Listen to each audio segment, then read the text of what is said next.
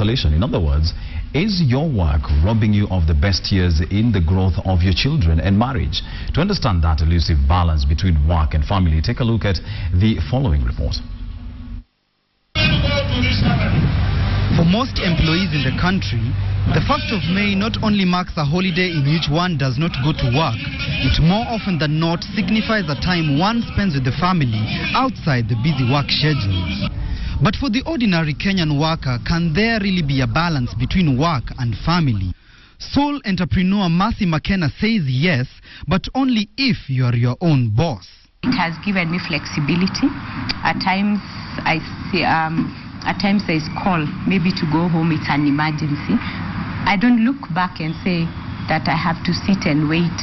I just walk out and call that take over, run things. I am going, but I'll be coming back, or I won't be coming back. Having started her own boutique more than 10 years ago, McKenna says she has more time for her family as compared to her husband, who is under formal employment.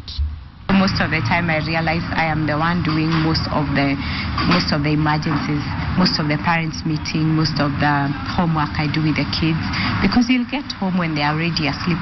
For the average Kenyan worker, be it self-employed or employed by an individual or an organization, there's usually a fine line to draw between work-related activities and social life.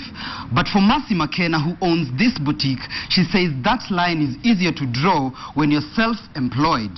McKenna insists that having her own time schedule allows her not to miss important stages in the growth of her 3 children back at home.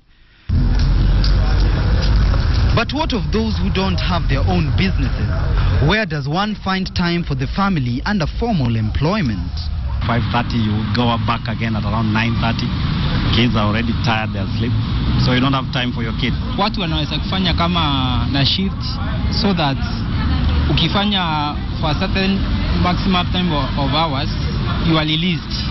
Then somebody else ana take over. Utatafuta na uangalie saa zile unaweza rudi kwa watoto wako as a parent.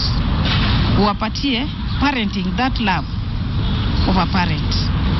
Because usipowapatia, watoto wana give up. Wanaona they don't have TV, ndio itakuwa parent yao. Human resource specialist Goreti Kimani says that employers need to step in to create family time for their employees, but the employees mustn't demand it. But the moment you take up a job and you sign a contract of employment, then you have actually given your skills and time to somebody else for a pay. And therefore, you actually relinquish your freedom. With the majority of Kenyan graduates unemployed, Goreti says employers seem to look for those who are willing to work for longer hours. There is no employer who is going to mistreat an asset, if I use the word mistreat. Somebody who is an asset will be around time off whenever they need. There's a wedding for a friend, you will go for that wedding, because they know when you come in there, you're productive. The consultant, however, insists that availability of an individual to their family is more of a personal choice rather than the nature of the job, be it self or formal employment. For the average Kenyan laborer, between 8 to 14 hours are spent at the workstation a day, time that is often consumed at the expense of either leisure or social life. For sole proprietors like McKenna, having her own business gives her more time to balance work and family. For those who are employed, determining when to spend free time is crucial. Either way, both work and family cannot be ignored in totality. Timothy Otieno,